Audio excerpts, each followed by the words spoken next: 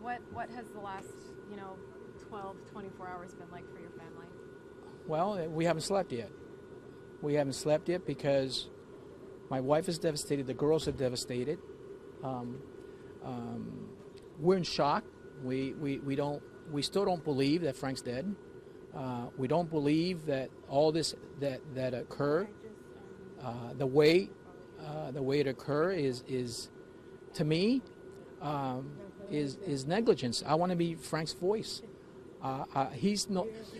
My problem with watching the videos is that if you notice, Frank was stepping from the passenger side, crawling down, in uniform, brown uniform that actually matches the color of the truck he was driving. The suspect was in front of him. There's 30, 40. The truck on one side is riddled with 30, 40 bullets. There's bullets everywhere. This is a war zone. How can this happen in today's day and age? The police was negligent. And I'm not a police officer. I'm not an attorney either. But I have common sense, and like we all do. And it shows me, where's the protocol? Where was, in plain daylight rush hour, where was protocol? Where was SWAT? Where was the hostage negotiator? Where was the sniper? My son was on the ground. He had his hands wide open. There was no gun. He had no gun. The suspect was in front of him, facing the police with 5 different departments. Coral Gables, Hialeah, Pembroke Pines, Metro, Miami, Miramar. They shot him dead. And this is the negligence that I'm referring to. The negligence, the irresponsibility, the lack of life, the lack of concern, the disregard for life, for a victim. I mean, we've all seen hostage situations where local police surrounds the house, SWAT comes in, there's a negotiator, and either they negotiate a peace, and everyone walks away alive. They didn't give Frank that opportunity. See, what bothers me is the fact that the police went home that night to their families, to their daughters and sons, and their wives. Frank's never coming back. Frank is never coming back. He wasn't afforded that right, the right that police is supposed to protect all of us. And they didn't protect him when he most needed it. That's what's frustrating. The FBI, by the way, UPS was there. We were told, because none of the departments would give us any information. We went to the Memorial Regional in Hollywood. There, they told us he wasn't, they couldn't find his name there. Later, we find out the FBI was coming. UPS called every police department, and no one had any information about Frank. So we went there in a wild goose chase. That's a trauma center, so I figured, but I couldn't understand. I said, wait a minute, if it's in Coral Gables, you got Jackson Memorial as a trauma center, we have Mercy Hospital. Why is he here? So I couldn't understand that. I said, maybe we were in the wrong place, so we were giving the wrong information. But then the FBI called and said, we're on our way. And there's details that I can't reveal. I hope you understand. They're still under investigation. There's a lot of confidentiality. And I'm not going to cross the line as far as giving out information.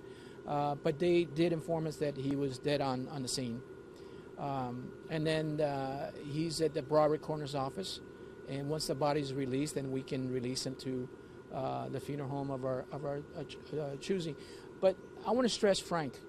Frank was 27 years old. He has a 3- and 5-year-old daughter that dad's not coming back. I want to be... To me, this is not publicity. I'm trying to get a message, and the message is that I'm going to be a spokesperson. Frank can't speak for himself.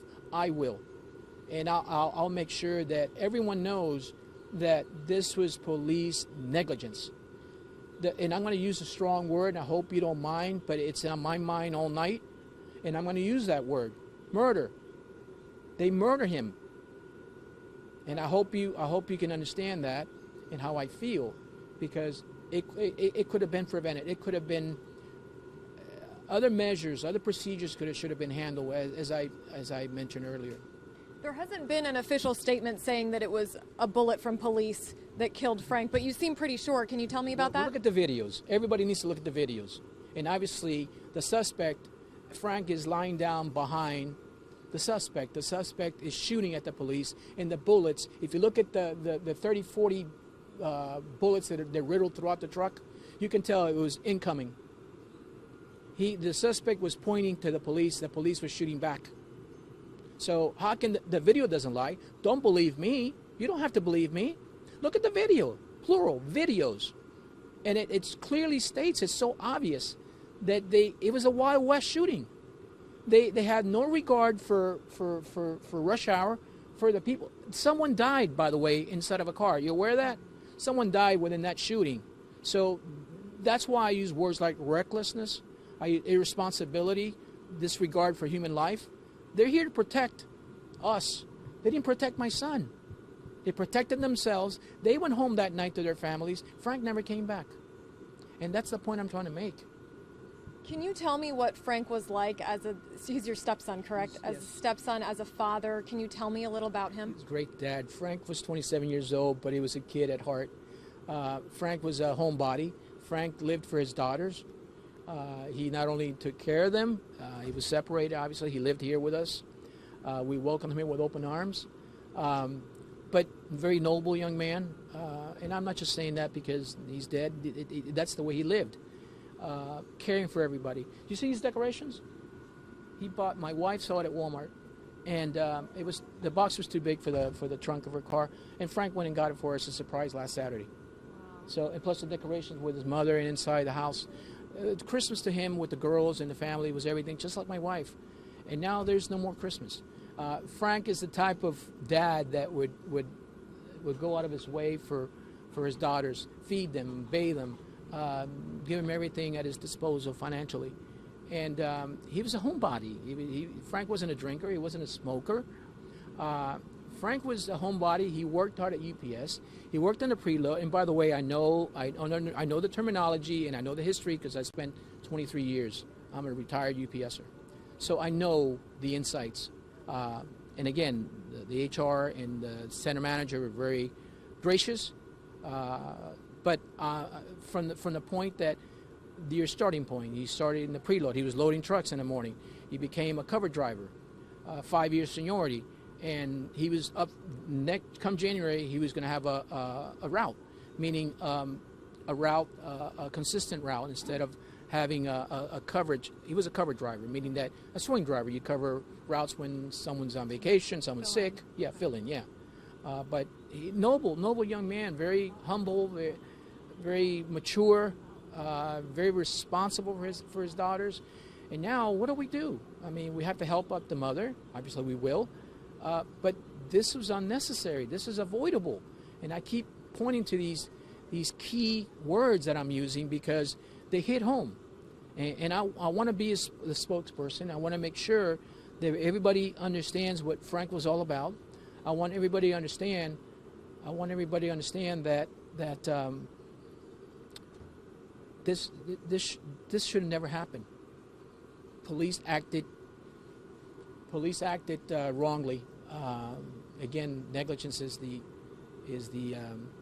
word. I guess my last question, seeing now people, are rallying around your family, they want to reach out to you guys. For example, this funeral home, I know I just told you, but, wants to donate funeral services. What is that? I know it's still probably early to process, but what is that like, seeing all of these people reaching out? I'm not surprised. We're all human beings. We're all in this world together. I'm not surprised. The human kindness. Even my wife's boss texted me earlier. They're putting together some kind of foundation. Publix is putting together a foundation to help out with the cost. We're leaving a 3 and 5 year old. He's leaving behind. Frank's not coming back. But the response from all of you, the response from friends and family, and what I'm hearing in the news is nothing but positive. They're with us. They understand. They all saw the video. It's obvious. The evidence is there. Don't believe me. You don't have to believe me, but believe the evidence. Believe the videos. And there were plenty angles. So I'm so grateful for all of you to come out here. I'm so grateful for the public. Society, once again, says present.